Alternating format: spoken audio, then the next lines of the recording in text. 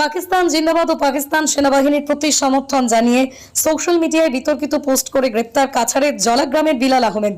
পাকিস্তান জিন্দাবাদ ও সেনাবাহিনীর প্রতি সমর্থন জানিয়ে সামাজিক মাধ্যমে পোস্ট করায় এবারে গ্রেপ্তার হয়েছে বিলাল আহমেদ নামের আরও এক যুবক। তার বাড়ি কাছাড়ের জলাগ্রামে।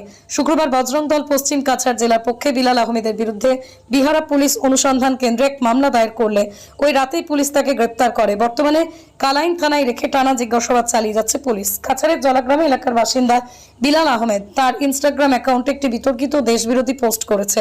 সেখানে সে পাকিস্তান জিন্দাবাদ স্লোগান সহ পাকিস্তান সেনাবাহিনীর প্রতি সমর্থন জানায়। এতে সাম্প্রদায়িক উস্কানি ছড়ানোর মতো বক্তব্য প্রকাশ করে।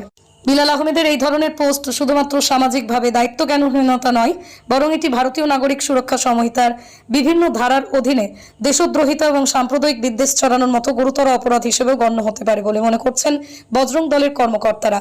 হিফজুর রহমান বড় ভূঁইয়ার রিপোর্ট, বিএম নিউজ 24।